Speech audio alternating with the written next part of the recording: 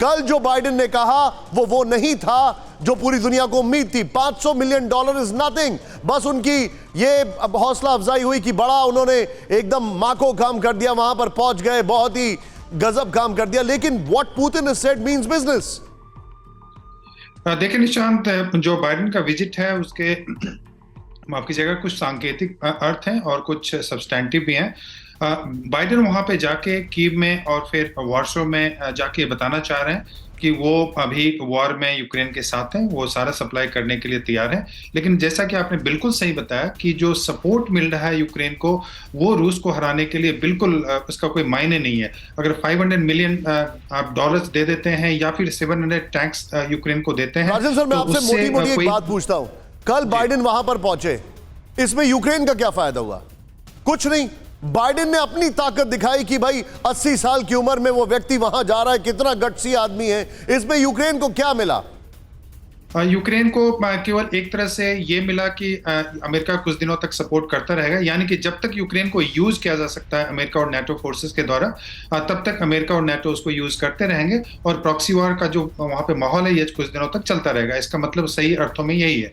लेकिन अगर आप देखें कि यूक्रेन को सच में फायदा का, तो $500 मिलियन का कोई मीनिंग नहीं होता। आज जिस लेवल के वॉर की हम बात कर रहे हैं, इस ढंग का मिलिट्री सपोर्ट या फिर जो दूसरे सपोर्ट, इसका कोई मतलब नहीं है। यूक्रेन का लगभग 30% जनता यूरोप में घूम रहा है। यूक्रेन में 30% इंफ्रास्ट्रक्चर, एनर्जी इंफ्रास्ट्रक्चर बिल्कुल खत्म हो चुके हैं।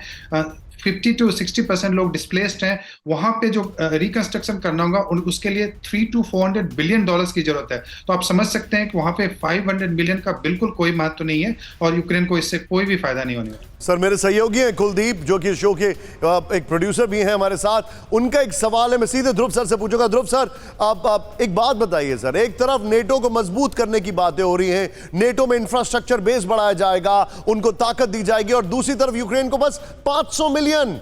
ये बताता है कि अमेरिका ने अपने आप को पूरा स्ट्रेच कर दिया, बस अब और नहीं। निशांत, बिल्कुल सही कहा आपने। देखिए, जहां तक अमेरिका की बात मैं करना चाहता हूं, वो सिर्फ यूक्रेन की लड़ाई बढ़ाना चाहते हैं, इसकी खात्मा नहीं होगी।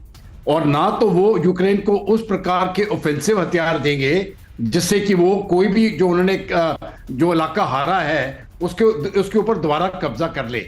लेकिन उतना मिलिट्री हार्डवेयर देते रहेंगे कि यूक्रेन लड़ता रहे और मरता रहे। इससे क्या हो रहा है, अमेरिका का जो मिलिट्री इंडस्ट्रियल कॉम्प्लेक्स है वो मजबूत होता जा रहा है। और क्योंकि नेटो अभी इस समय पर यूनाइट हो गया है और तमाम नेटो देश, आप जापान को देखो या जर्मनी को देखो, उन्होंने कहा है कि हम अपनी मिलिट्री को मजबूत करेंगे। तो सामान कहां से आएगा? ये भी उसी अमेरिका का मिलिट्री इंडस्ट्रियल कॉम्प्लेक्स जो है वो वहां से।